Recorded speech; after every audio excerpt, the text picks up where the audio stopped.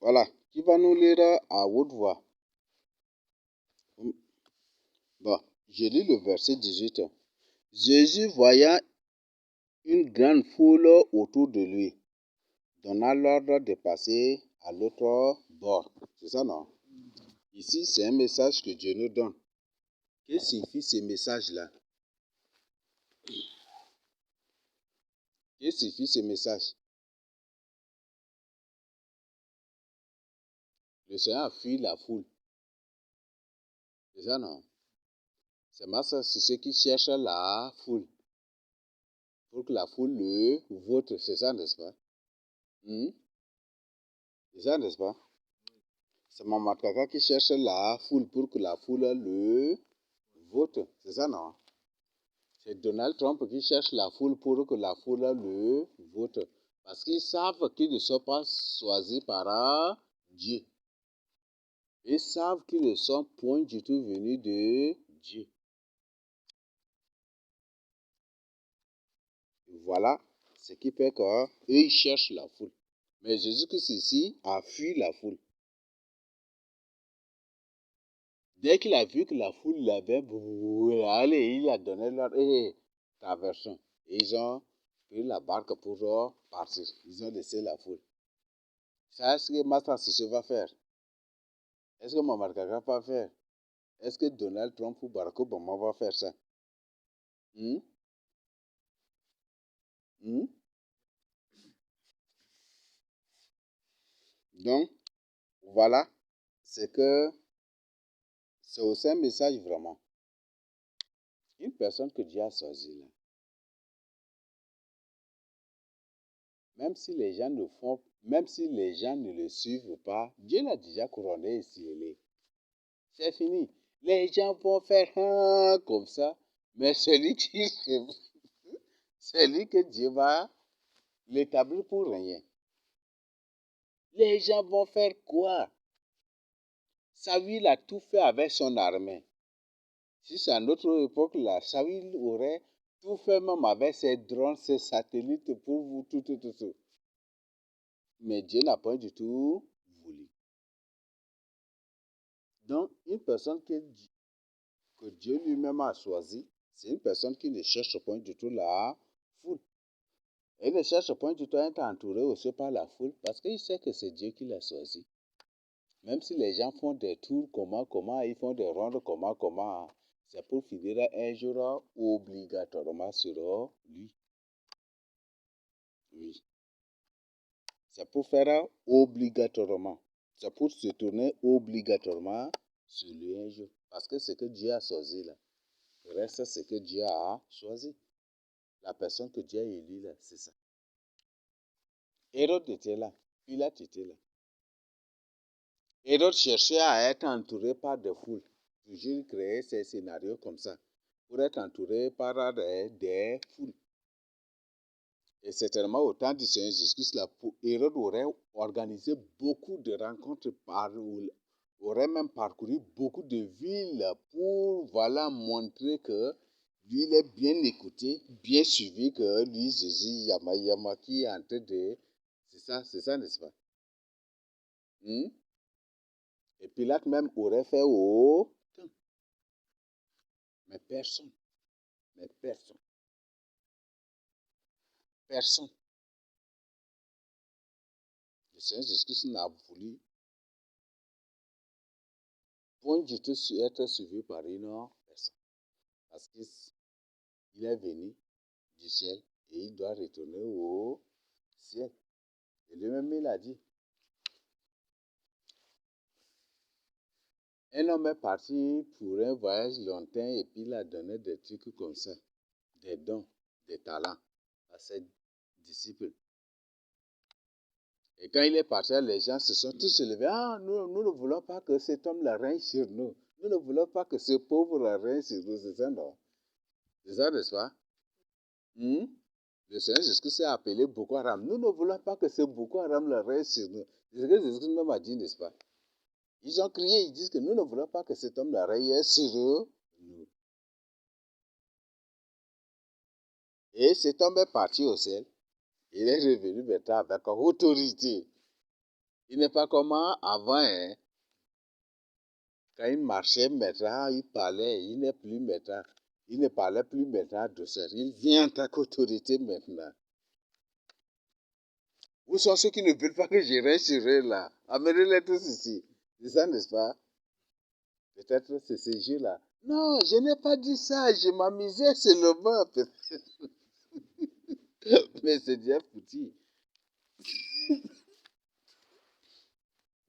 Donc, une personne que Dieu a choisie là, même si les gens font quoi. Vous voyez, le cas de David, c'est trop parlant dans la Bible. Le cas de David, sa vie s'était levée. Et c'est presque tous les gens qui dénonçaient, exposaient et montraient la position de David d'un lieu à un autre. Jusqu'à, ils ont fait souffrir David comme ça. Est-ce que David s'est découragé?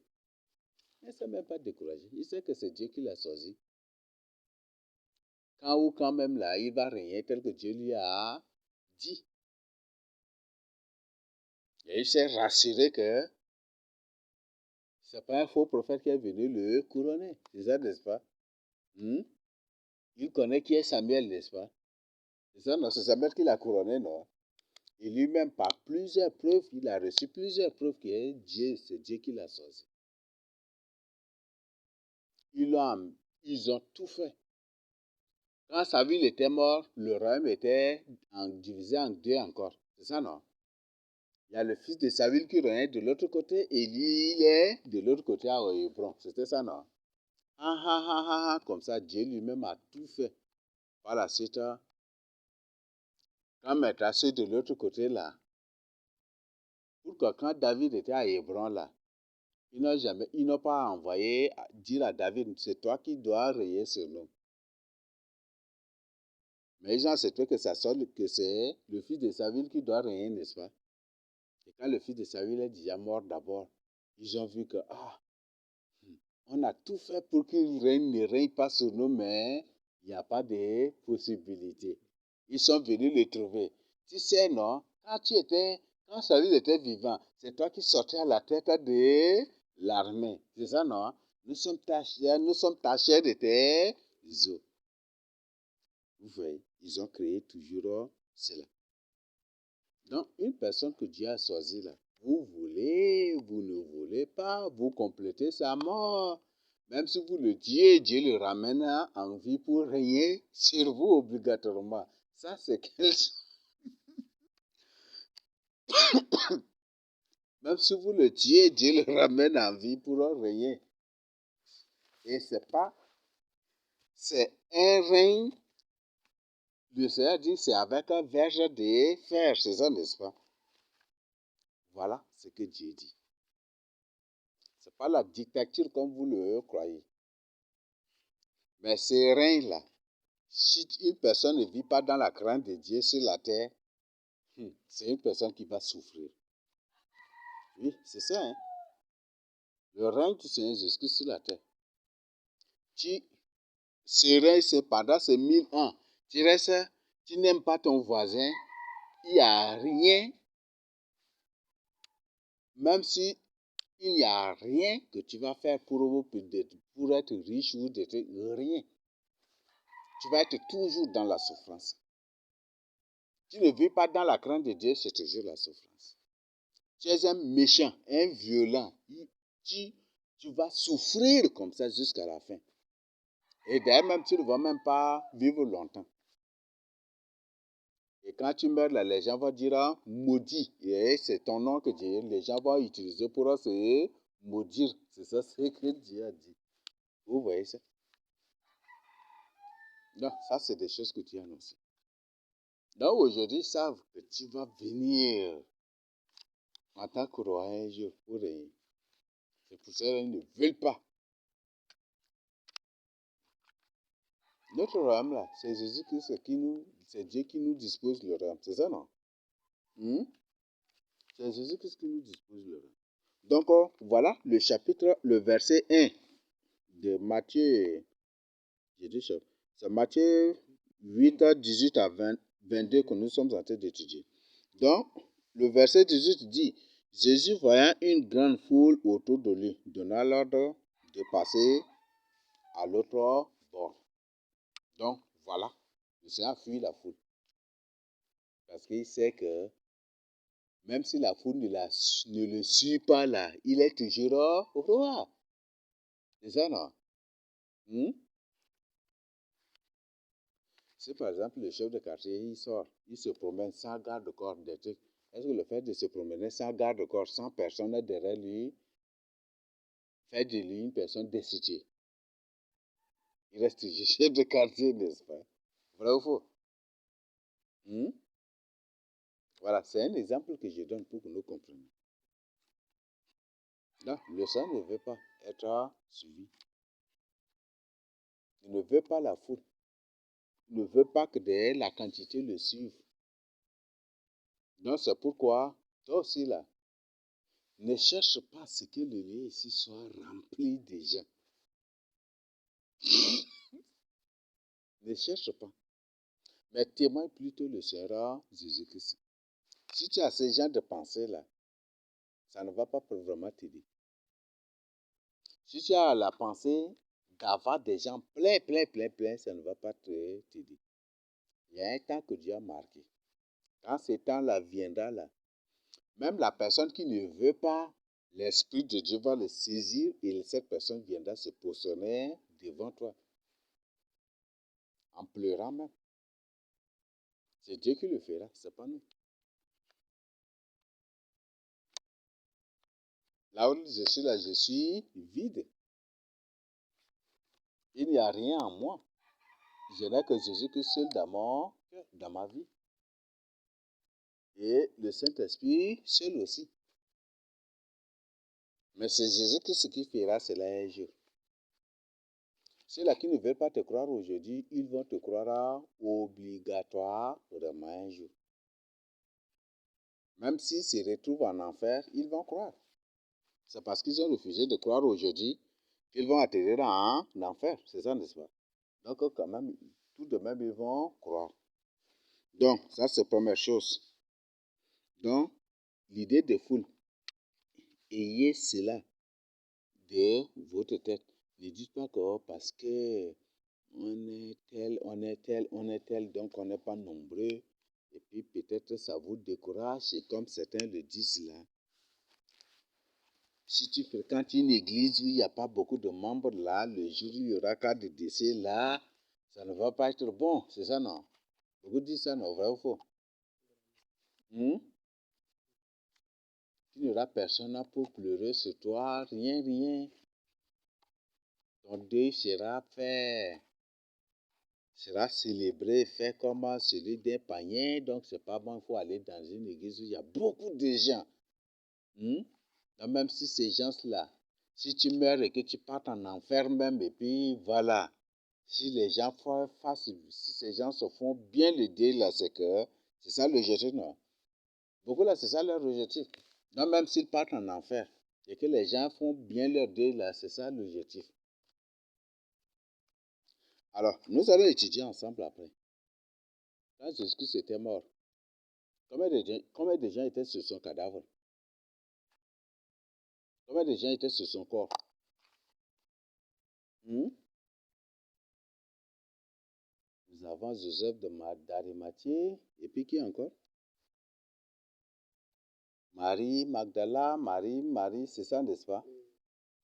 Ces gens n'atteignent même pas 5 sur le corps de Jésus. C'est ça, non? Et ce sont ces 5 personnes qui l'ont enterré. Et la Bible dit, soyez les imitateurs de Christ, c'est ça? Beaucoup oublient ça. Aujourd'hui, quand il y a cas de décès, dans les églises aujourd'hui, même la présidence même ne sait pas célébrer ou ne sait pas même faire le deuil d'un ministre qui est mort. C'est ça, non? Même la présidence même ne sait rien encore. Et c'est l'église qui apprend comment célébrer le deuil même à la présidence et même aux païens. Je vous dis, il y a des églises terribles. Les églises bandites là existent vraiment. Nous continuons. Un scribe s'approcha et lui dit, Maître, je te suivrai partout où tu iras. Jésus lui répondit, les renards ont des tanières. Les renards ont des tanières. C'est un scribe. Les scribes sont des grands riches. Ce n'est pas de n'importe qui. Les scribes sont des grands riches. Ce ne sont pas de n'importe qui.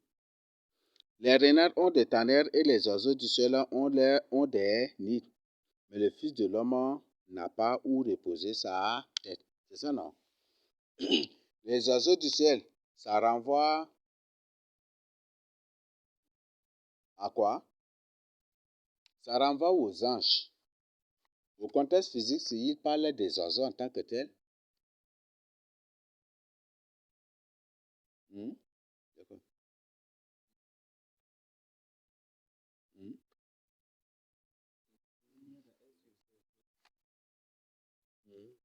Il y a quoi de...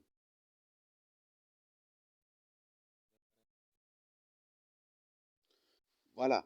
Donc, les oiseaux du ciel ont des nids. C'est un scribe qui demande au Seigneur de le suivre.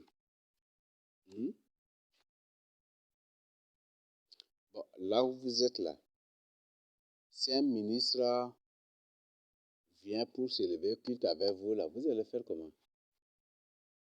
Hmm? Hmm? Hmm? Vous allez faire comment?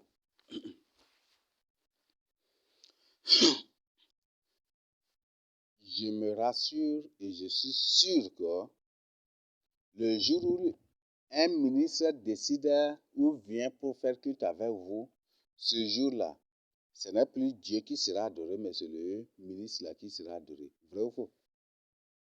Hmm? Vous n'avez pas vu? Par, par observation, par remarque, par étude, par recherche, j'ai trouvé que c'est exactement ça. Une église qui accueille un ministre ou un président, ce jour-là, ce n'est plus Jésus-Christ qui est adoré. Tout est fait dans l'intention d'adorer, de plaire à ce ministre ou au président qui est venu. C'est ça, non? C'est ça, n'est-ce pas? Alors, si on fait tout, si l'Église fait tout pour plaire au ministre, il fait tout pour, ou elle fait tout pour plaire au président, est-ce que ce n'est pas une adoration au président? Hmm? Hmm?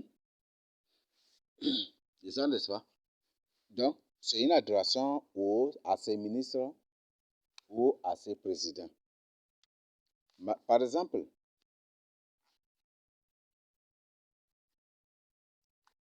vous voulez, Dieu t'a consacré pour l'évangélisation et que tu dois aller partout, partout, partout pour évangéliser. Et un député te trouve, bon, moi aussi je vais aller partout aussi avec toi.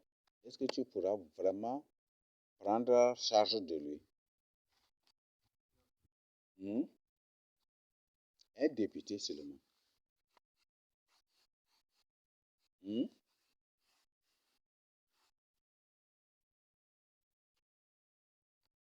Tu ne pourras pas. Parce que quand vous arrivez quelque part, il doit. Je suis sûr que le député n'acceptera jamais du tout de dormir dans cette chambre. Vrai ou faux? Il n'acceptera jamais du tout de dormir ici. Vrai ou faux? Et ça là, il ne va même pas accepter de dormir dedans. Vrai ou faux? Hmm? C'est ça, non? Oui, c'est pas ça.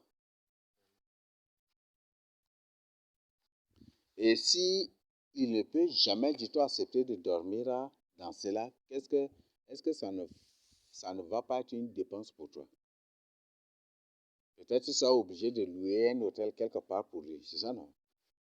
Hmm? Est-ce que ce n'est pas des dépenses que tu es en train de faire? Donc, le Seigneur sait que les riches sont trop exigeants.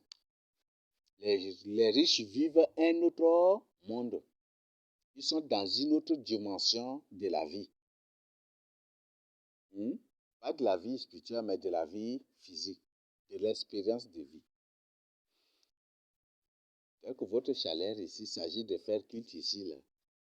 Quand vous allez déplacer avec ce ministre ou ce député, vous devez obligatoirement aussi vous déplacer avec un clim aussi derrière vous, non? Vrai ou faux?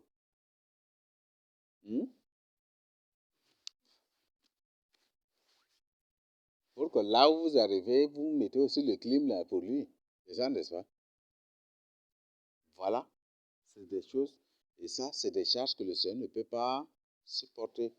Et il trouve que, voilà, c'est de l'exigence. Et c'est des gens qui ne vont jamais du tout aussi supporter de telles conditions. Une personne qui passe la nuit sur les montagnes, sous les arbres, sur les collines. Une personne qui porte veste et qui te suit, est-ce qu'il pourra dormir dans le désert, sur les sables, dans le désert avec toi? Hmm? Hmm? Une personne qui porte veste, vous prenez une personne qui porte veste et une personne qui porte djellabia simple pour marcher. Une personne qui porte veste avec un soulier et une personne qui porte robe simple là avec ses tapettes seulement et pour marcher. Lequel qui va marcher plus que l'autre? Et lequel qui va pleurer plus sur l'autre?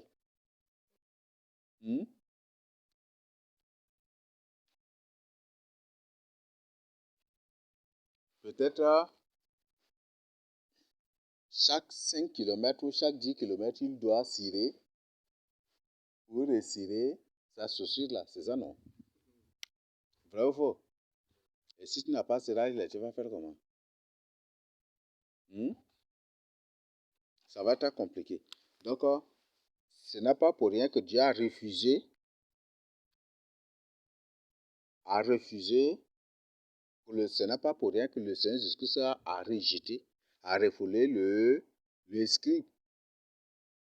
Parce que la condition de vie de cette personne ne lui, la personne ne pourra pas supporter par la suite. Parce qu'un scribe, peut-être c'est une personne qui mange tous les jours viande. Dès qu'il te suit, vous êtes sur la montagne. Toi-même, là, tu as des difficultés. Tu lui tends un fruit seulement pour manger. Peut-être il croit qu'il y aura encore. Il est arrivé, peut-être c'est une personne qui arrive, qui peut-être avant de dormir, mange 2 poulets avant de dormir. Et le matin, quand il se réveille, 3 poulets. À midi, 5 poulets. Et peut-être comme toi, tu dors sur la montagne, et comme c'est sur la montagne, voilà, toi, tu es habité, tu lui tends une mangue pour manger. Peut-être il croit qu'il y en reste encore. Et s'il n'y a rien, vous croyez que ce jour-là, il va vous laisser dormir la nuit? Il va crier son ventre là sur vous jusqu'au matin. Vrai ou faux? Il ne pourra même pas supporter cela. Et c'est lui-même qui va se mettre à vous critiquer, à raconter de n'importe quoi, et même à écrire de n'importe quoi aussi sur vous. Les écrivains, ce sont des écrivains, c'est que vous devez savoir. Donc, c'est ça. Voilà. Donc, le verset qui nous intéresse, bon, tous ces versets-là nous intéressent parce que ça nous interpelle. Donc, en d'autres termes, c'est ça, cela confirme que le Seigneur Jésus-Christ a rejeté les riches pour choisir les pauvres de ce monde-là, pour faire d'eux des grands. C'est ça, non? De la poussière, il retira le pauvre. Et du fumier, il retira l'indigent pour le faire asseoir avec les grands. Dans Matthieu, dans Isaïe 53, je crois que c'est présenté aussi. La même manière. Voilà, il n'a rien pour attirer nos regards, c'est ça, n'est-ce pas? Le Seigneur n'est point du tout beau. Donc, presque tous ceux Bon, pas presque, mais tous ceux de la Bible que Dieu a choisis sont tous des pauvres. Il n'y a aucun riche. Oui. Parce que si on voit même Abraham, Abraham était sorti. C'est l'héritage de son papa qui l'a aidé. C'est ça, non? Et c'est seulement si son papa, Terach, n'était pas mort, je crois que lui-même là, il va venir aussi, mais vide aussi, non? C'est l'héritage de son père. Mais c'est quand il est arrivé là, d'abord Dieu l'a béni. Isaac, Dieu, la Bible dit que c'est Dieu qui l'a béni.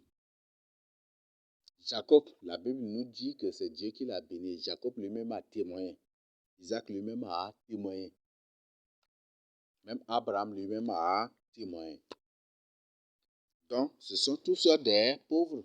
Moïse, c'est aussi pauvre, un pauvre. Il a fui. J'ai retrouvé mes vides chez Jétro. Rien. Il n'y a rien carrément. Et il est issu d'une famille lévite, d'une famille de Lévi, une famille esclave encore. Rien. Gédéon, c'est un pauvre. Josué, un pauvre. Michée, un pauvre. Isaïe, un pauvre. Jérémie, un pauvre encore. Jérémie, c'est un pauvre carrément. C'est pas un riche. Hein? S'il est de notre temps, c'est une personne qui ne va même pas se promener même avec voiture ou des trucs comme ça. Vous voyez, beaucoup de gens croient que les prophètes de la Bible sont des riches, mais c'est de la cabale. Ils sont en train de démontrer la cabale. Aucun n'est riche. Ils sont tous pauvres. Et par expérience, je le dis, un homme pauvre sert mieux le Seigneur Jésus-Christ qu'un homme riche. Il faut être fier de ta condition de pauvreté. Oui. Et même le Seigneur, à maintes reprises, demande aux gens d'abandonner tous leurs biens, de vendre tous leurs biens avant de le suivre. Et que c'est plus facile pour un chameau de passer par le trou d'une aiguille. C'est ça, non? C'est ça, n'est-ce pas? Mais c'est difficile pour un riche d'entrer dans le royaume des cieux. Difficile. Difficile. Ça, ce sont des informations. Et si vous lisez seulement le livre de Jacques 5, vous allez trouver encore plus de choses. Lisez le livre de Jacques 5, là, ça vous donne beaucoup d'informations. Jacques 5, je crois, du verset 1 jusqu'à 10 ou 12, comme ça, vous lisez, vous allez trouver beaucoup d'informations là.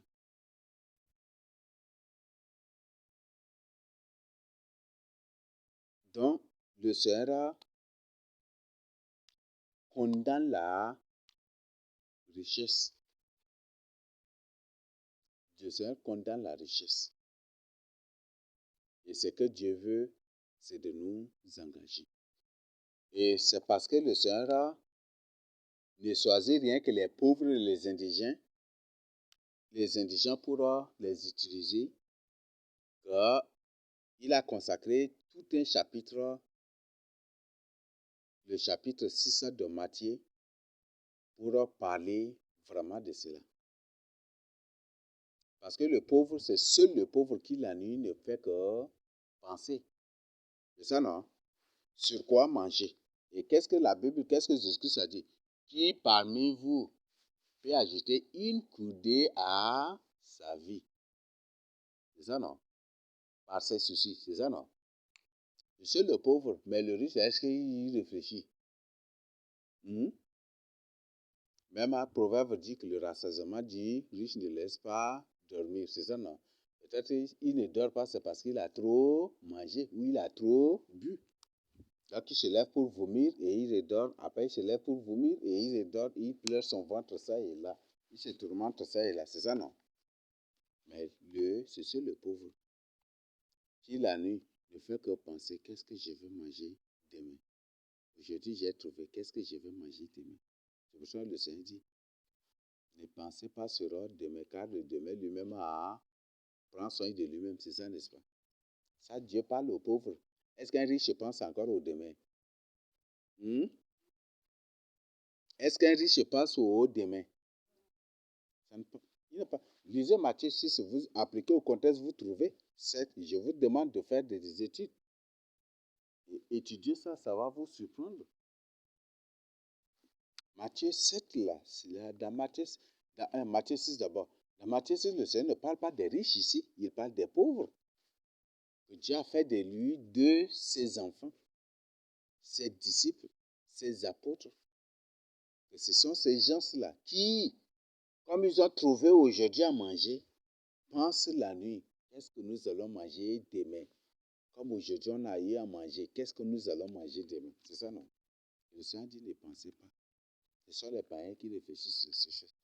Est-ce qu'un riche la pense sur les habits qu'il porte? Mais le Seigneur dit, ne pensez pas de quoi nous serons vêtus. C'est ça, n'est-ce pas? C'est sur les pauvres. Le Seigneur de représenter les pauvres. Et c'est pour ça qu'il dit, heureux les pauvres. Moi, j'ai les pauvres en esprit. Ça parle des pauvres même. Mais les gens traduisent ça très mal. Non, vous savez, c'est un problème kabbalistique. Et ce sont des pasteurs satanistes. Ce sont des pasteurs démons, donc ils savent très bien ce qu'ils font. Dans les pauvres en esprit.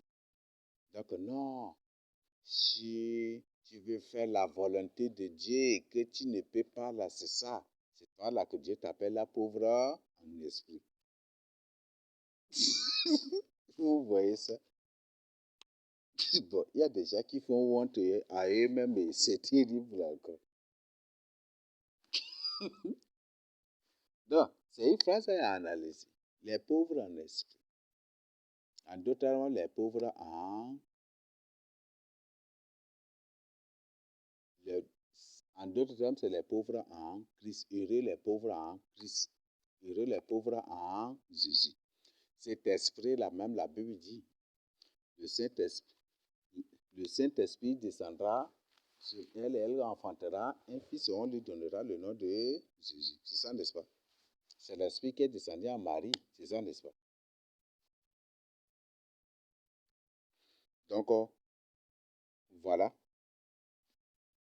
Ici. Donc, il ne faut pas avoir peur, il ne faut pas avoir honte de ta condition pauvre.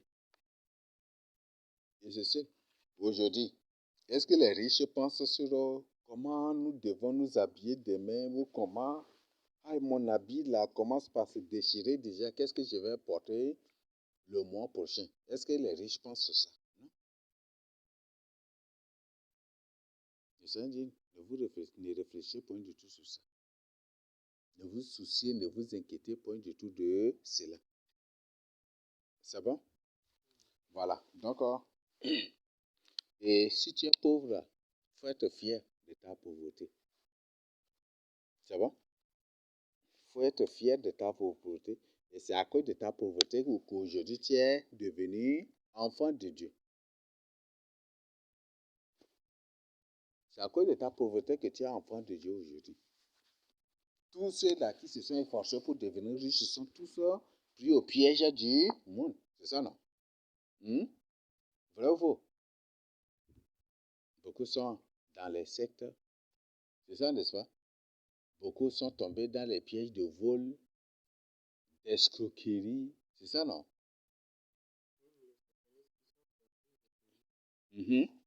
Oui, beaucoup de satanistes qui sont sortis et à force de vouloir s'enrichir, devenir riches comme tel là, vous voyez, n'enviez les richesses d'aucune personne. N'enviez les richesses d'aucune personne. C'est ça ce que les satanistes font aujourd'hui. C'est ce que Satan fait. Satan bénit. Satan lui-même, pour duper un serviteur de Dieu, là où tu es là, tu es vrai serviteur de Dieu, Satan va utiliser une personne aussi de ta taille, ou une personne aussi de ton âge, il va lui donner combler de tout. Et le but, c'est pour que tu le convoites. Le but, c'est pour que toi aussi, tu envies être lui. Le but, c'est pour que toi-même, là, tu te mets maintenant à vouloir tout faire ou à tout faire être pour être comme lui. C'est ça, beaucoup de gens sont pris dans ce piège-là. Donc, c'est pourquoi, si tu vois un riche là, n'envie point du tout ses richesses. Même si la personne vous présente toujours des dents très blanches, la couleur blanche, ça se bien c'est une personne qui souffre là. Mais qui ne va jamais du tout vous dire qu'il est en train de souffrir.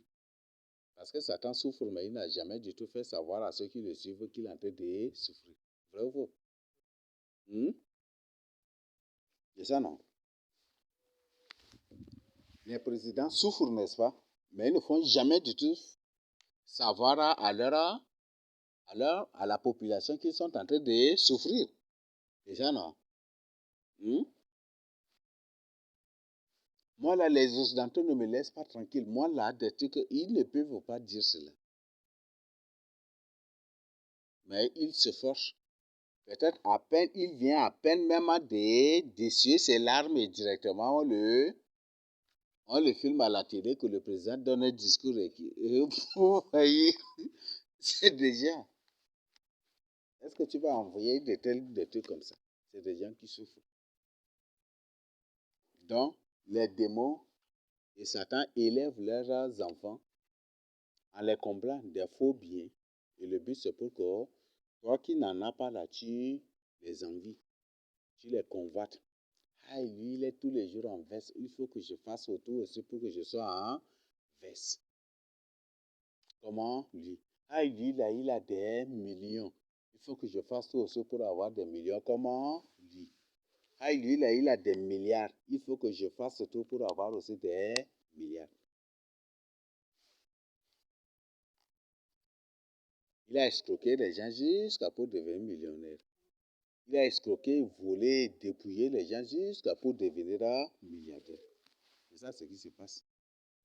Il est entré dans la franc-maçonnerie, dans la Rose-Croix, et il est entré. C'est comme ça que beaucoup de pasteurs dupent les gens. Il y a des pasteurs qui sont partis jusqu'à même pour avoir des avions encore. Il y a des pasteurs qui ont des avions, non?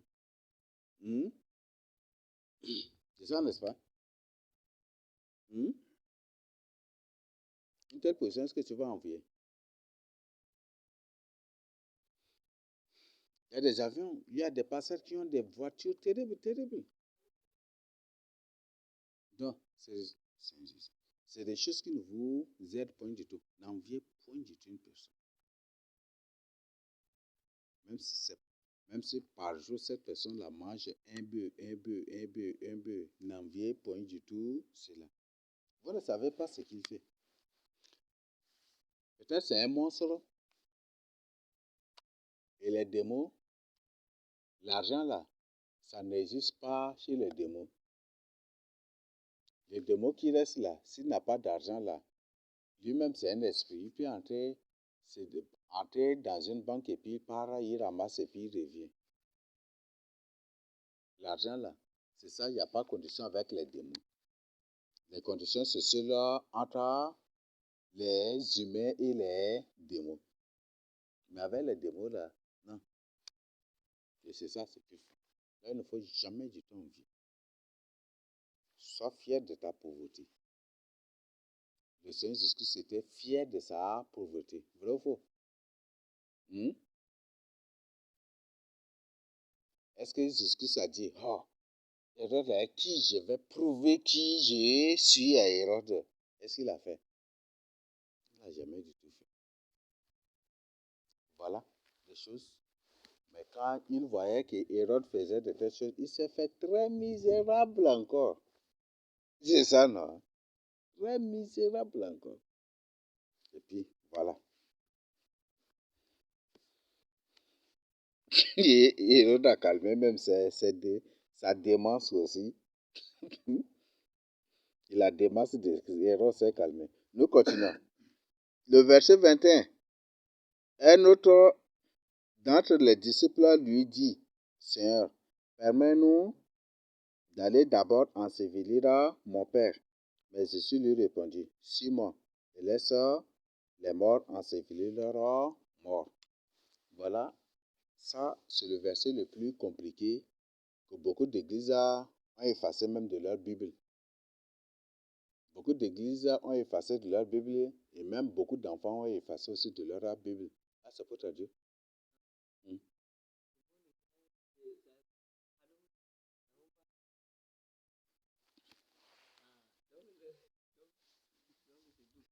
Mm. Beaucoup de gens ont effacé ces versets-là de leur Bible et c'est très dangereux. Laissez les morts enterrer leurs morts. 6 mois. Et laissez les morts ensevelir leurs morts sur le verset 22. Vous savez fort que le chiffre 22, c'est un chiffre sacré devant le Seigneur. Beaucoup. Voilà. Qu'est-ce que signifie vraiment cela? Ton papa est mort. Tu vas aller l'enterrer. Jésus te dit, laisse-le. Laisse les morts enterrer leur mort qui est ton papa là. Et toi là, viens. Donc toi, tu es déjà la vie. Donc viens me suivre moi qui suis la vie. Mais eux, comme sont des morts là, qu'ils partent enterrer leurs morts. Alors, qu'est-ce que vous comprenez vraiment par cela? Je te pose une question. Si par exemple, ton papa est mort, ton papa est mort le dimanche. Le dimanche, ça c'est dimanche D, non? Le dimanche D, ton papa est mort. Ou le samedi S, ton papa ou ta maman est morte et qu'il y a culte. Entre les deux là, tu vas choisir lequel. Ça, c'est une chose difficile à faire. Vrai ou faux? Peut-être beaucoup de gens qui vont suivre ça, ils vont nous insulter fatigués. Hein? Non, si ton papa est mort le jour du culte, qu'est-ce que tu vas faire?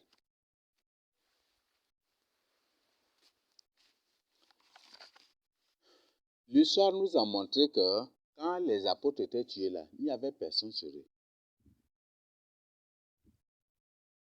L'histoire nous a montré que les disciples, quand ils étaient tués là, il n'y avait personne sur eux. Quand ils ont tué Étienne, qu'est-ce que la Bible dit? Les élus avaient pris fuite, ils sont partis. Ce corps-là, c'est lesquels? Je suis sûr et certain qu'ils ont pris le corps d'Étienne. 1, 2, 3, hop là, coubou, et puis c'est fini. Parce que c'est d'autres personnes qui sont. Les disciples avaient pris fuite. Chacun sauvait sa vie. Ah, ça c'est le cas avec le corps de Jacques. Même le corps même d'Étienne a créé même des persécutions aussi, oui. Avait créé des persécutions. C'est sur à ça que Paul est entré de maison en maison là, n'est-ce pas? Quand Jacques était décapité en public, ouf, quand les gens virent, hein? Allez, c'est ça, n'est-ce pas? Les gens ont pris fuite.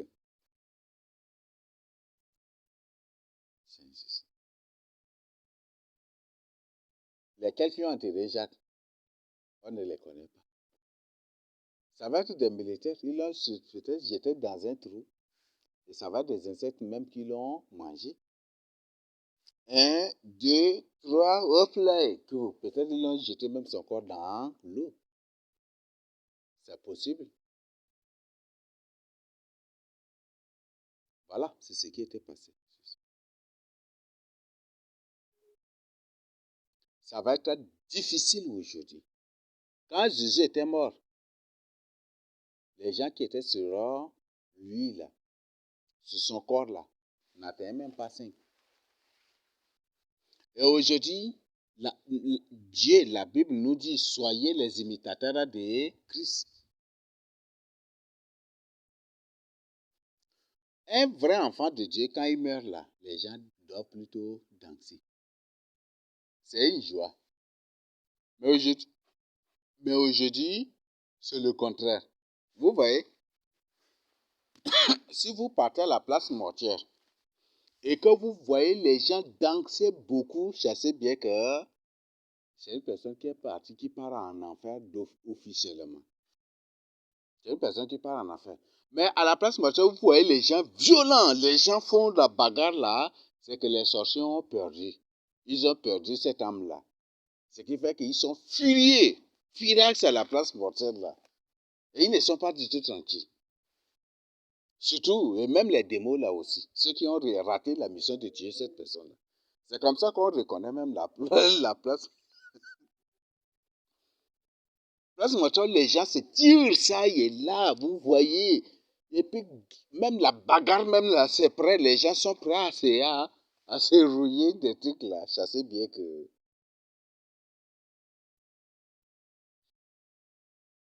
c'est une âme qui est sauvée. Donc, ce qui fait que les sorciers sont furieux avec les démons. Et ils sont prêts à tabasser, hein, et ils sont prêts même à tuer aussi sur place. Pour créer d'autres pour créer d'autres lieux de recueillement ou de deuil encore. Mais un lieu, la place mortière, dont la personne décédée est entrée en enfer directement, les gens sont très contents. Vous allez voir que les gens dansent tout, ils font tout. C'est comme ça, vous allez voir. Ce qui fait que quand on voit, ça fait très mal. Ça fait très mal.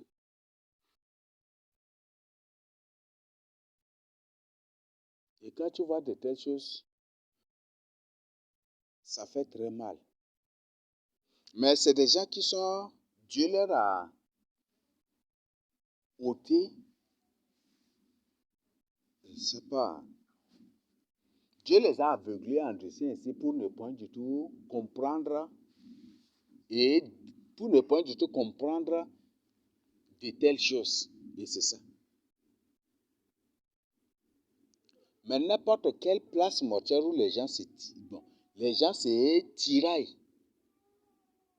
les gens se battent, se querellent. Et c'est des groupes, je sais bien que c'est une personne là qui serait sauvée. Qui serait sauvée. Et c'est ça le mot d'aujourd'hui.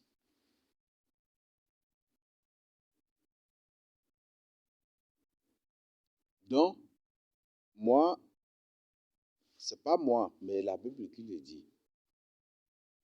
Si à place mortuaire, il faut choisir Jésus-Christ. Et je vois que la plupart des lits ont été piégés à la place mortuaire. Beaucoup. C'est à la place mortuaire que les gens les guettaient et ils étaient atteints. Il y a certains élus, les gens les cherchaient ça et là. Et comme ils ne les trouvaient pas, et qu'il y a telle personne de la famille qui est morte, c'est là que, voilà, ces gens se sont partis pour les attendre et par la suite, là, chicote, coup de ça et là. Ils les ont tabassés ça et là. Beaucoup ont été eus sur la place mortuaire. Beaucoup, en allant à la place mortuaire, de retour, ils ont commis l'accident. Je crois qu'il y a un frère même aussi, pareil aussi.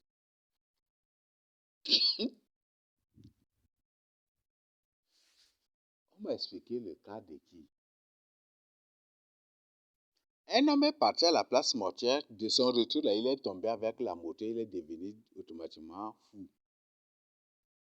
Un homme est parti à la place mortuaire, de son retour. Ah, oui. La personne est partie à la place mortuaire et de son retour avec moto, là, il est tombé. Les deux jambes, les deux mains, là, ça casse. Et puis, c'est ça. Comment vous trouvez ça?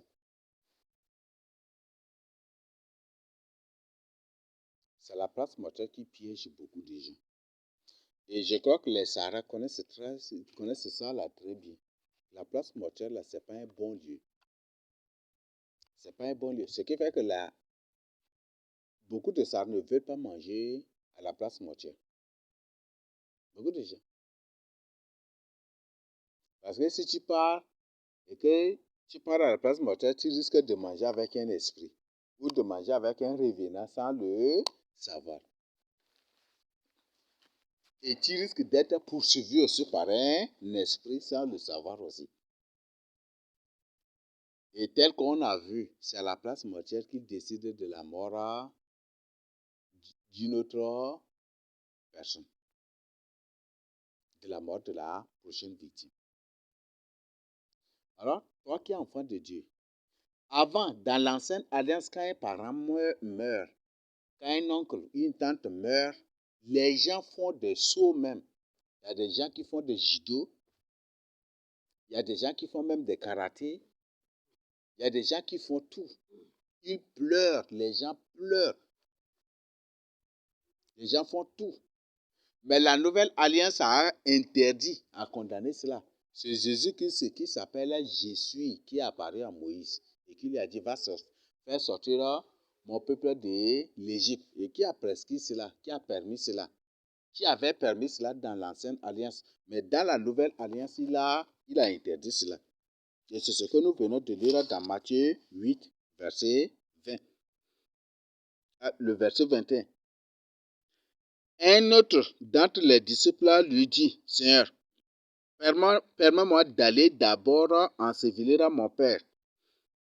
Mais Jésus lui répondit, suis-moi et laisse les morts ensevelir leur mort. Peut-être le Seigneur te révèle aujourd'hui que demain, tu dois partir dans telle ville pour évangéliser ou dans tel pays pour évangéliser. Et peut-être dès le matin que tu sors, tu apprends que ton papa est mort, ou ta maman est morte, ou ta tante ou ton oncle est mort. Tu vas annuler ce voyage d'évangélisation là où tu vas partir.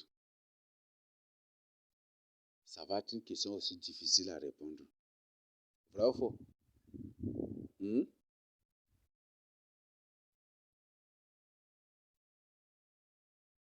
Voilà les avertissements que le Seigneur nous donne ici. Donc, laisse les morts là. Eux, ils sont morts. Ils ne connaissent pas la vérité.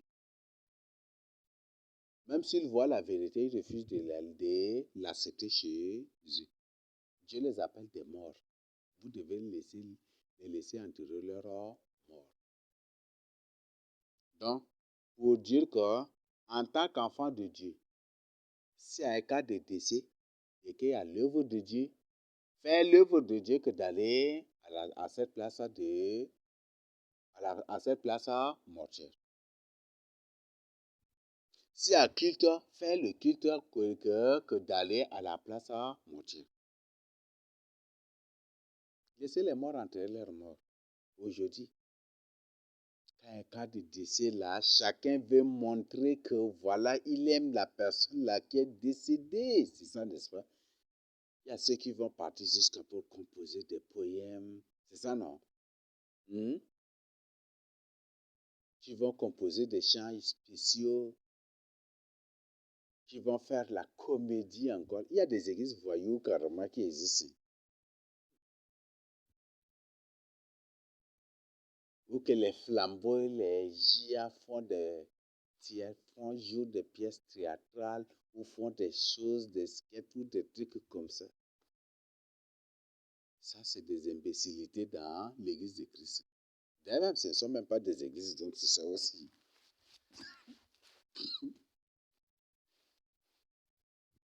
Ça, c'est des bestialités. C'est n'importe quoi. Et aujourd'hui, quand il y a un cas de décès, ces églises mettent la GIA devant. C'est ça, non? Et c'est la GIA même qui fait le contrôle. Ou quoi, là? Le contrôle routier, ou c'est quoi? Et c'est un jour, appelle, c'est des flambeaux, il y a un. Si seulement j'étais à côté, là, il allait même me gifler. Et c'est à cause de place pour ça, j'ai dit, l'église est dans le voyoutisme, là, c'est vrai. L'église est dans l'animalité, dans la bestialité, dans dans des bêtises, je ne sais pas, c'est vrai vraiment.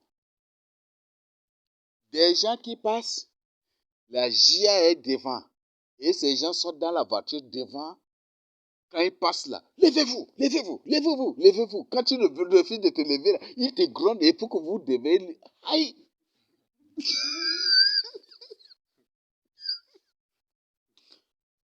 Hein?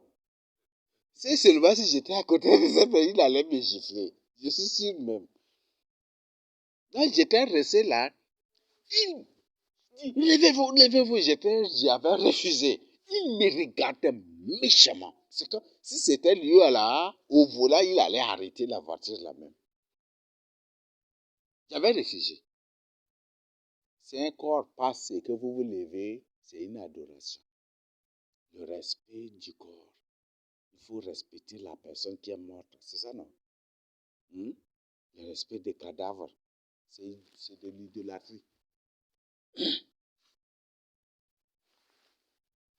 Quand il y a 4 d'ici là, vous voyez les motos devant, double clientant. C'est ça, non? Les voitures derrière, double clientant. La GIA, agent de sécurité ici. Tout. Hey, c'est quel genre d'église? Or, dans la Bible, dans le passé, nos pères enterraient leurs morts là même. Nos pères là, j'ai dit, nos pères, les premiers disciples là, ils enterraient les premiers disciples qui sont morts avec peur. Quand il y a un cas de décès, ils ont peur. Ils parlent de have you, ils s'enterrent et puis ils retournent de peur d'être persécutés. Parce que les gens les cherchaient comme ça, à les tuer, à leur faire du mal. Ils n'étaient pas du tout en sécurité. Toujours, ils sont cherchés et recherchés ça et là par les Romains, par les coutumiers, pour être tués, pour être mis à mort. Dès que l'autre est mort, là, les gens, et même si discrètement, ils l'amènent pour l'enterrer. Et aujourd'hui, c'est l'église. Quand le pasteur est mort, on invite les autorités qui viennent. C'est ça, n'est-ce pas? C'est de la sorcellerie dans l'église de Christ. C'est l'antichristisme, c'est la pratique de l'antichrist même dans l'église de Christ. C'est n'importe quoi. Aujourd'hui, c'est l'église même qui empêche la circulation pour l'enterrement d'un corps. C'est ça, n'est-ce pas? Comment vous trouvez? Et les païens aussi empêchent la circulation aussi pour l'enterrer d'un corps. Alors, est-ce qu'il y a une différence entre les païens et les chrétiens aujourd'hui? Hmm? Non, c'est une question qu'on doit se poser. Est-ce qu'il y a une différence entre les païens et les chrétiens? Hmm? Il n'y a aucun. Il n'y a aucun. Oui, il y a des choses terribles. Alors, c'est bon si qui que ce soit, même des chers pour toi, s'il est mort, il est déjà mort. Tu ne peux plus rien pour lui. Si c'est Dieu qui a décidé sa mort, tu ne peux plus rien pour lui. Tu peux prier et Dieu peut décider. Tu peux prier et il ne va pas se ressusciter il ne va pas être ressuscité parce que c'est Dieu qui a décidé sa mort. Tu vas tout faire, mais rien.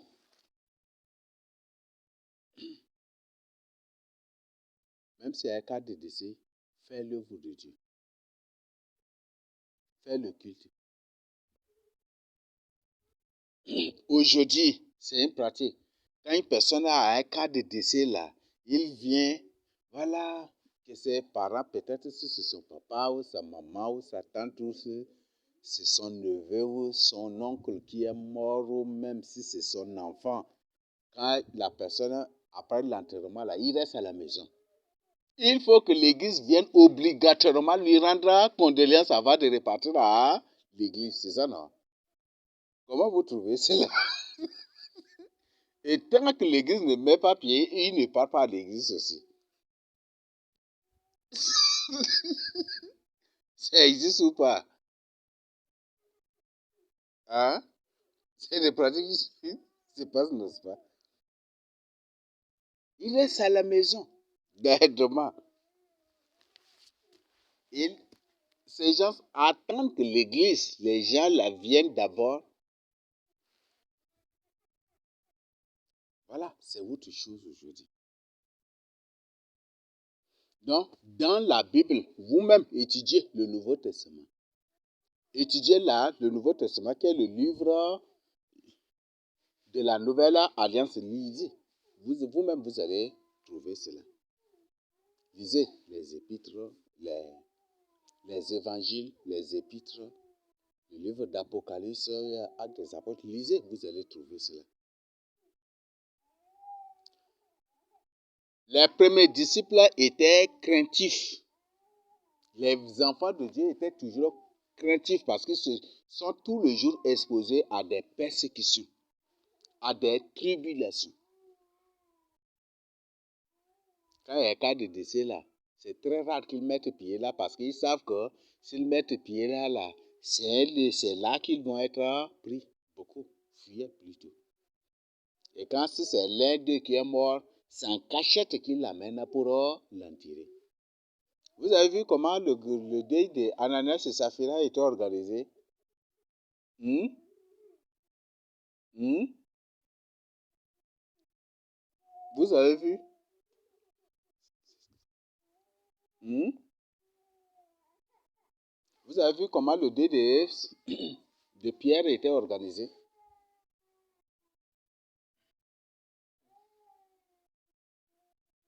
Il n'y avait aucun cortège, aucun carrément, aucun.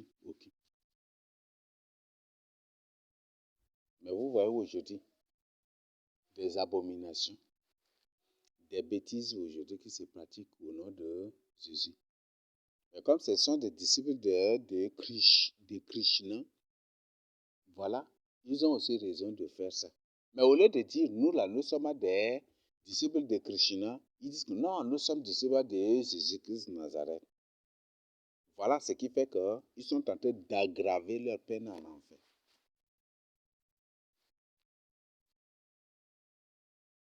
Donc, préfère choisir Jésus-Christ. Entre un corps et Jésus-Christ, là, choisis le Seigneur Jésus-Christ. Parce que toi-même, là, tu vas devenir un corps aussi un jour. Tu ne peux pas vivre éternellement. Si le Seigneur Jésus-Christ tarde à venir, si le Seigneur Jésus-Christ, si l'enlèvement n'est pas lieu et que tu meurs, toi aussi tu vas partir. Et même bientôt aussi. Tu vas même, quand les bombes vont exploser, boum, boum, les coups d'armes, boum, et puis les gens meurent là, qui va même prendre son temps pour rester sur un corps même pour pleurer. Hmm? Donc, voilà ce que nous devons comprendre. Les premiers disciples avaient peur d'organiser. Et ils ont imité textuellement ce qui est arrivé avec le corps de Jésus. Comme des pasteurs rosicruciens, francs-maçons, qui sont pires que Saphira et Ananias qui sont morts. Mais les gens organisent leur deuil comment? C'est les chrétiens même. Gia, flambeau, lumière, Gia, qu'est-ce que je suis en train de dire? Bon, Gia en général, chorus, ça et là, troupe théâtrale, c'est ça non? Les mouvements par mouvement, les gens restent de mouvement par mouvement. Les mêmes pratiques catholiques. Dans le catéchisme, si tu n'appartiens à aucun mouvement, ton deuil sera banalisé comme ça. Donc, ce qui fait que chaque catholique s'efforce au moins à appartenir à plusieurs mouvements à la fois. C'est ces mêmes choses qui sont introduites aussi dans ces églises. Chaque fidèle s'efforce à être dans plusieurs mouvements aussi à la fois. Ce qui fait qu'avant, on me trouvait trop bizarre. J'étais dans la chorale multison, j'étais dans la chorale unison.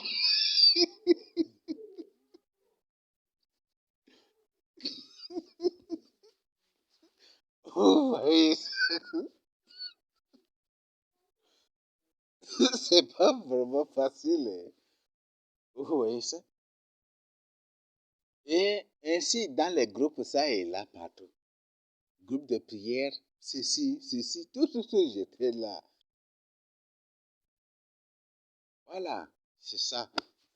La belle vie, et c'est seulement si le Seigneur n'intervient pas là. Tu meurs et tu as atterri en enfer d'abord. Aïe, et c'est comme ça, et puis voilà. C'est juste toi-même, tu n'auras même pas. Est-ce que tu auras même l'audace de poser même question au Seigneur? Puisque tu sais tout même déjà. Voilà des choses qui se passent. Donc, choisis la vie. Le Seigneur dit, je mets devant toi la vie et la mort. Déjà non. Donc, entre la mort de cette personne et la vie qui est Jésus-Christ, qui choisis-tu? Hmm? Hmm? Dynamo. Ah, c'est en train de partir un peu déjà. Mais là, touché-le, non? Tu dors déjà. Donc, voilà. Les premiers disciples ont peur de faire cela. Et même dans l'ancienne alliance, on trouve même que le corps aussi, c'est une impurité. Tu touches, tu vas être impur pendant 8 jours. Les premiers disciples observaient cela. Ce sont nos pères, les Africains, observent tout cela. Aucune loi de l'impurité n'est annulée. Et qui est cette personne qui doit tout le jour évangéliser, qui va accepter de prendre l'impurité de 8 jours? Ça va être comment? Une personne qui est tout le temps sous menace même de persécution, qui est guettée même ça et là, et qui va accepter de prendre une telle. Non, ça n'existe pas. Donc, voilà les choses que vous devez savoir. Donc, la Bible dit, faute reconnaissance, mon peuple a péri. Laissez les morts enterrer leurs morts, mais toi, viens et suis Jésus-Christ de Nazareth. Ne refuse pas de faire le culte pour un corps qui est mort, pour une personne qui est déjà morte, qui qu'il soit. Les gens vont t'insulter, mais c'est en t'insultant que Dieu te bénit. C'est en t'insultant que Dieu t'élève. C'est en t'insultant que Dieu augmente, que Dieu te donne une belle et une très bonne couronne au ciel. Parfaite couronne au ciel.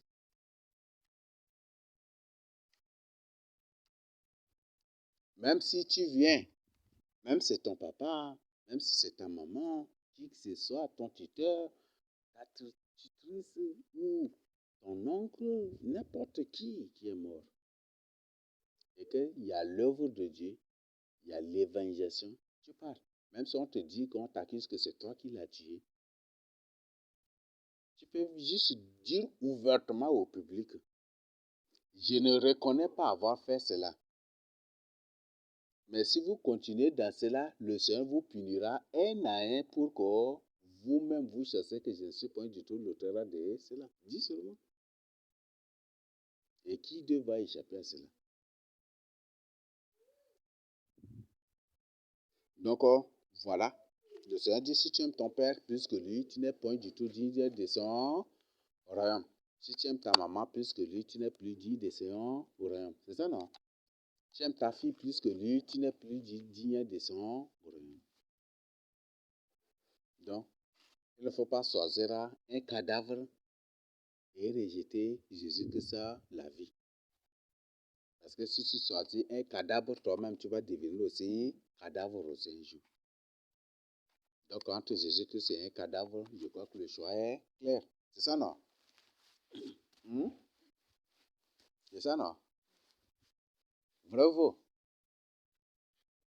On te présente un agneau et un chiot pour que tu choisisses là. Tu vas choisir lequel?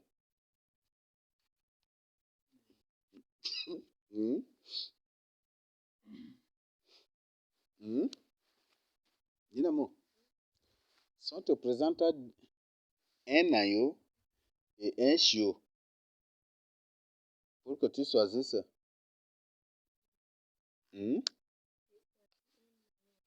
ah bon, mais le chien là, il aboie sur toi, non?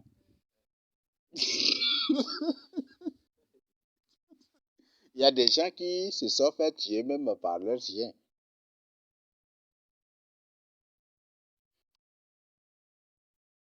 On me dit qu'au moment des pannes, un homme avait creusé un trou. Beaucoup de gens disent que les chiens protègent. Donc quand tu es à table avec eux là, la viande, ils coupent gros là, ils jettent devant le chien. Ils disent, toi là, est-ce que tu aboies sur eux? Est-ce que tu les protèges la nuit?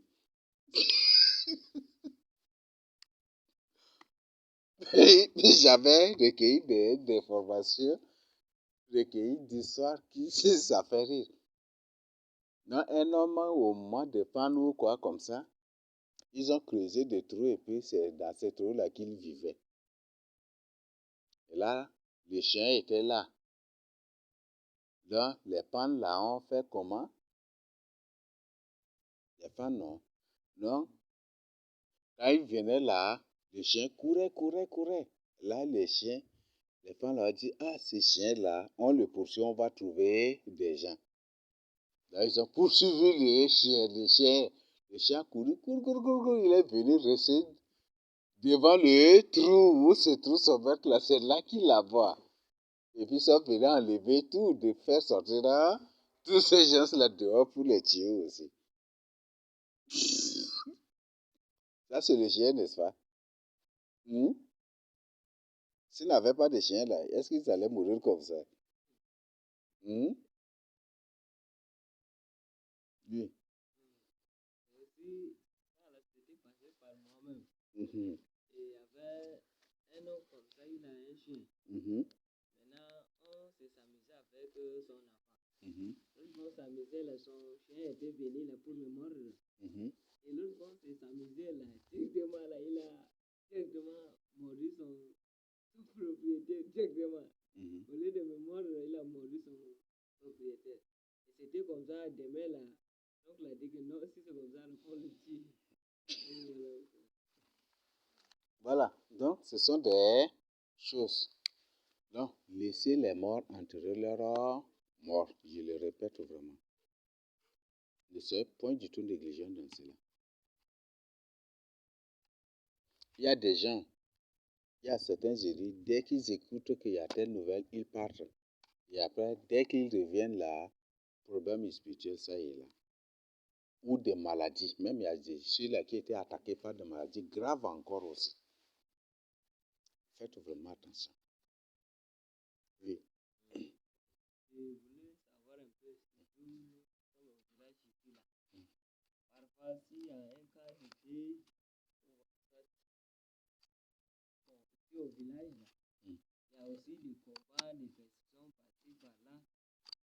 On peut même, parfois, on peut arrêter aussi pour faire un peu doucement, surtout un peu appuyer, on se sépare que cela n'est pas aussi. Arrêtez le culte pour aller à la place mortuaire. Parfois, oui, on le fait parce que si on fait, ils vont comprendre avec la persécution par-ci par-là. Vous arrêtez le culte. Non, Mm. non, vous ne devez pas arrêter le culte. Mm.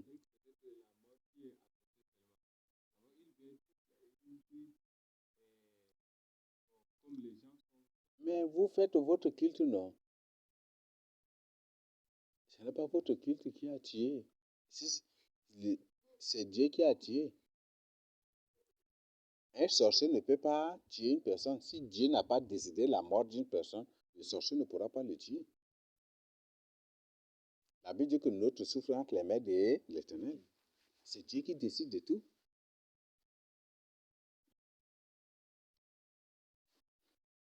Voilà, c'est ça le grand problème. Faire quelque chose pour plaire à une personne. C'est ça le grand problème. Et beaucoup de gens veulent plaire aux hommes. La Bible dit, Jésus-Christ a dit, ce qui plaît, ce qui est agréable aux hommes est une abomination devant Dieu. C'est une abomination. Là où je suis là, je ne veux plaire à personne. Je ne veux plaire à personne. Et je veux que tout le monde me critique, m'haïsse, me déteste. C'est ça seulement. Là, ça me permet de me voir tous les jours. Si, voilà, c'est ça. Ça me permet de me corriger tous les jours. Oui. Parce que si tu es aimé de tout le monde, là, tu vas faire comment? Même si les gens voient saleté sur toi, là, ils ne vont pas te dire, n'est-ce pas? Vrai ou faux? Mais si les gens te détestent, ils racontent des choses sur toi, là, vérifie-toi. Vérifie-toi. Quand on était enfant ou à certains, on nous dit, tu regardes, tu marches comme tel, on regarde si c'est notre, on redresse, tu marches comme un canard, donc on revoit là, oui, parfois aussi on a confirmé, on marchait là, les pattes là, daba, comment, c'est ça non? On a réduit aussi, c'est ça n'est-ce pas? Donc, s'il raconte n'importe quoi, il ne faut même pas chercher à plaire à une personne, il faut chercher à plaire au Seigneur Jésus-Christ Nazareth. Entre l'œuvre de Dieu et un corps, le choix est clair. Entre un culte et une cérémonie de deuil, le choix est clair. Entre pleurer ici à l'église et pleurer à la place mortuaire, il y a le choix est clair. C'est ça, non? Je ne t'invite pas, s'il y a un cas de décès, il faut venir ici à l'église pour pleurer. Ce n'est pas ça ce que je voudrais dire.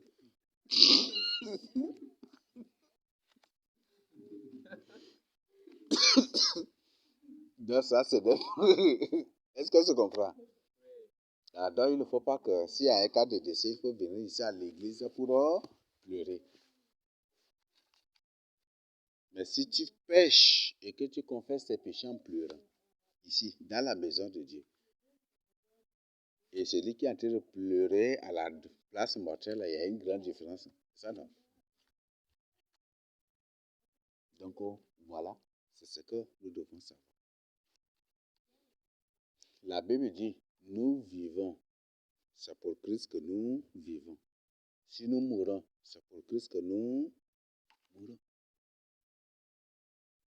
Là, tu vis pour Christ. Tu ne vis point du tout pour une personne. Là, s'il y a un cas de décès et qu'il y a l'œuvre de Dieu, fais l'œuvre de Dieu que d'aller à la place mortuaire. Oui. Fais l'œuvre de Dieu que d'aller à la place mortuaire. Et si tu finis l'œuvre de Dieu et qu'il y a possibilité, tu peux y aller après. Mais ne te précipite pas à être là, voilà, moi tout devant pour que les gens voient que c'est ça. Pleurer beaucoup, c'est ça non? C'est ça non? Pleurer beaucoup pour que les gens voient que vraiment tu aimes la personne là, c'est ça non?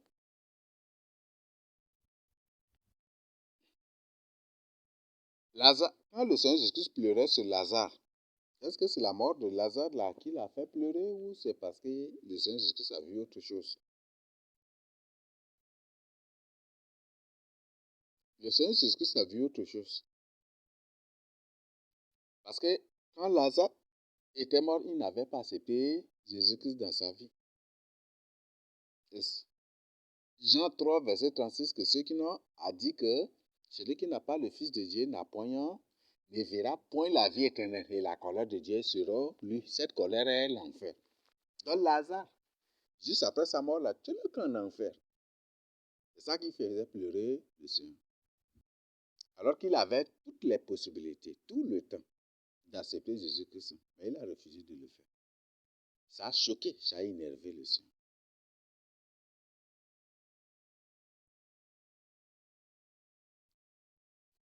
Et le Seigneur sait. Et directement, le Seigneur a ordonné qu'il soit ramené à la vie. Il est revenu. Dès qu'il est revenu à la vie, il a accepté directement le Seigneur Jésus-Christ. Voilà, c'est des choses qui se passent. Donc, s'il y a un cas de décès, là où je suis, si j'écoute qu'un élu est mort et que c'est un vrai élu, si je suis seul là, dans ma chambre, je vais danser de joie parce qu'il est parti au au paradis. C'est ça, non? Il est parti au paradis. Qu'est-ce qui va me faire pleurer même? Qu'est-ce qui va me faire pleurer? Je ne vais même pas oser peut-être aller encore à cette place mortuaire de peur que je ne danse et que les gens ramassent des bois contre moi. Ah, mais à force d'être dans la joie, tu risques de danser. Et les gens du monde vont dire que, ben voilà, tu te moques d'eux, non? C'est ça, n'est-ce pas? Et voilà, c'est ça. Un vrai enfant de Dieu, s'il meurt, là, c'est la joie. C'est la joie. Un vrai enfant de Dieu, s'il meurt, c'est la joie. Ne confondez pas le deuil chez les vrais enfants de Dieu, les vrais élus, avec les deuils que ces païens qui se font appeler, bon, ce sont des chrétiens. Chrétiens signifie disciples de Krishna, donc c'est ça. Donc ne confondez pas les deuils avec des élus de Dieu avec les deuils des chrétiens, qui sont les disciples de Krishna. Donc voilà, ce sont des choses que nous devons comprendre. Et je crois que le choix est clair. Et ça, c'est repentir. Dans l'urgence, Dieu nous pardonne et Dieu nous accorde sa grâce de prendre une décision aujourd'hui. Dieu nous accorde dans sa grâce le temps de prendre une décision aujourd'hui. Donc, ce n'est pas pour dire, fais l'œuvre de Dieu dès que tu finis. Par exemple, tu vois qu'il y a cas de décès cette nuit et que demain c'est culte. Reste comme s'il n'y a rien. Fais le culte, tu finis, après tu peux aller à la place mortuaire. La place mortuaire, là, même 2, 3 jours, 4 jours même, tu peux aller. Est-ce que ce n'est pas le fait que tu ne vois pas, comme on le dit là, bon, comment traduire ça en français là, c'est difficile. On dit dernier regard, non? Ou comment vous, on est,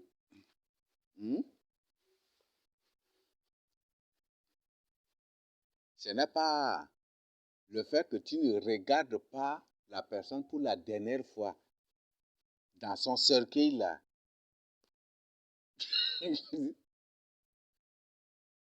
Qui va t'empêcher d'être sauvé. Non. Et même si c'est un enfant de Dieu, ce n'est pas le fait que tu ne voyais son dernier visage dans son cercueil là qui va l'amener directement en enfer aussi. Non. Donc, voilà. Un vrai enfant de Dieu là, quand il est foufou, on dit qu'il est mort déjà, il n'est plus là, il est déjà au ciel. Ce qui fait que les sorciers, quand ils sont là, ils grincent des dents, ils sont prêts à tabasser, même à donner des coups de poing. Ils sont même quand ils viennent là, même avec les gourdins, les salangues, ils restent là tout. Parce qu'ils savent que la personne là est déjà sauvée. Ils ne vont pas l'attraper pour le transformer en chèvre pour manger. Donc c'est ça. Ce qui fait que ça les rend colériques. Bon, ça les rend furieux, coléreux. Autre chose. Parce qu'ils n'ont pas trouvé de la viande, ils ne vont pas trouver de la viande à manger. La personne qui doit transformer en chèvre là, elle n'est plus là. Donc, ce qui fait qu'ils vont être en colère. Pour rien seulement, ils vont t'insulter. Et ils sont prêts.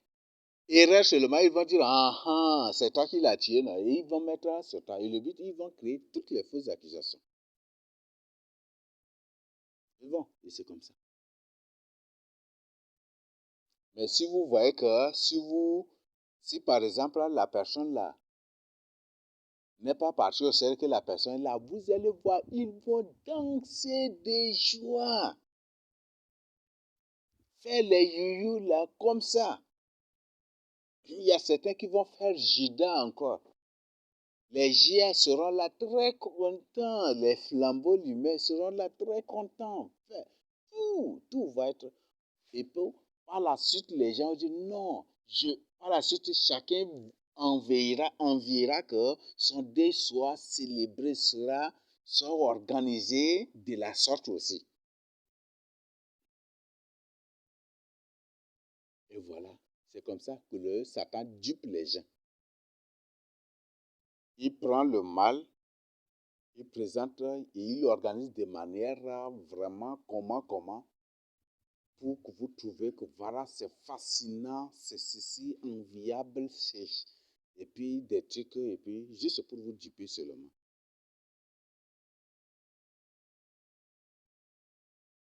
Donc, voilà.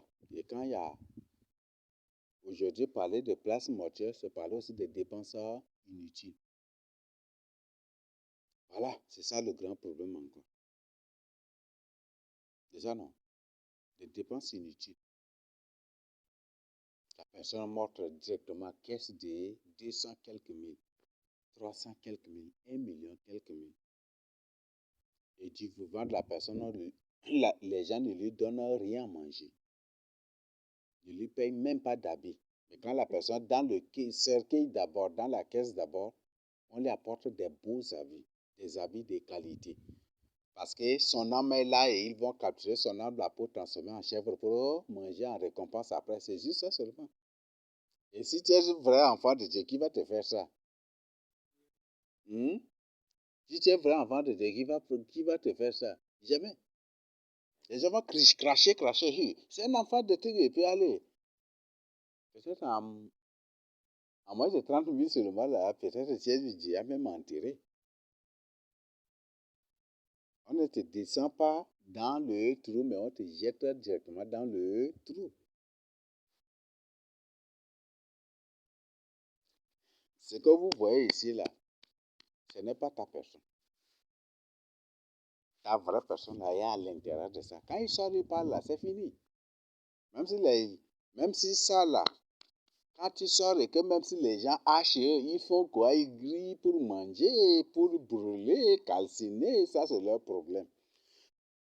C'est fini. Il ne faut même pas t'inquiéter de ça. Il faut t'inquiéter si je meurs, où irai-je? C'est ça. Il faut faire la volonté de Dieu pour échapper à tout cela. Pour être vraiment sauvé.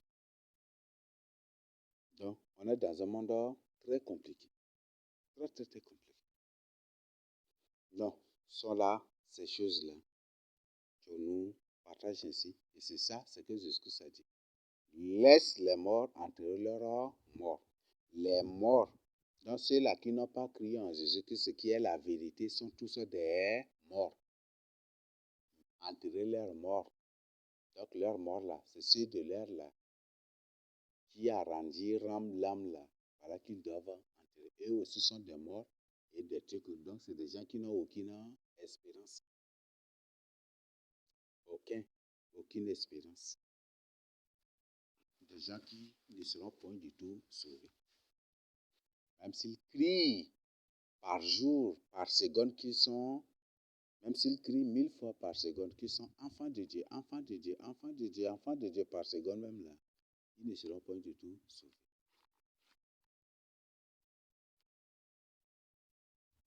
Parce que ce n'est pas en disant, je suis enfant de Dieu, enfant de Dieu. Même les démons le disent aussi.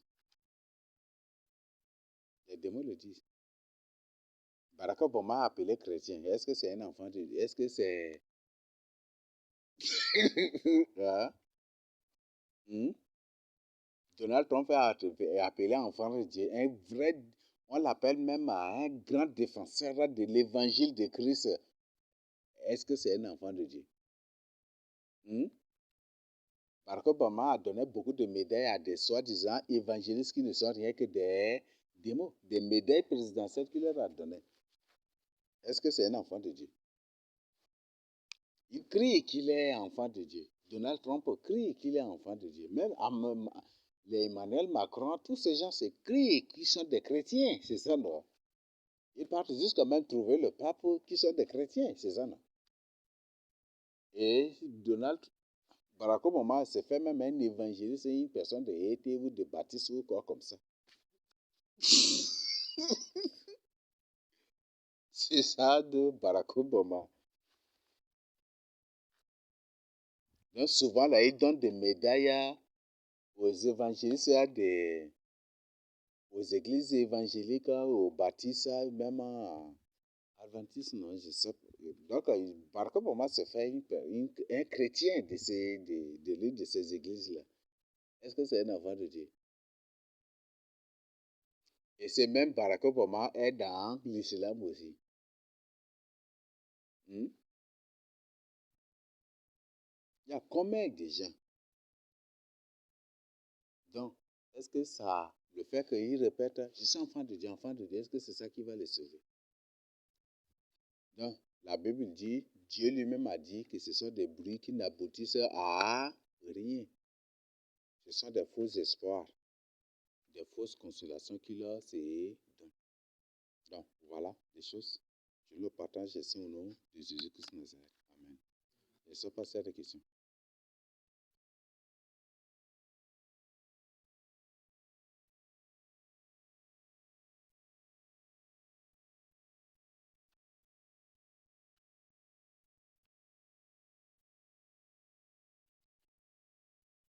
Il n'y a pas de questions.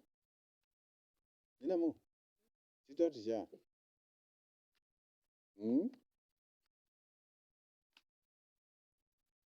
Si par exemple, demain, on te dit que ton meilleur ami est mort et que demain, on a le programme d'évangélisation aussi, tu vas faire comment? Et on te dit, si tu ne parles pas à la place mortelle, là, c'est que c'est toi qui l'as tué. Tu vas faire comment?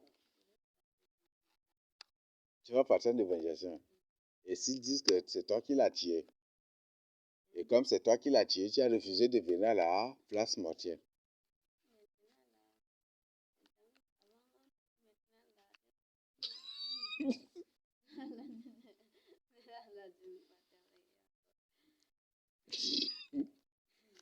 Voilà, merci. S'il n'y a pas de questions, comme l'air est un peu passé, on s'arrête à ce niveau-là. Je le donne aux Jésus.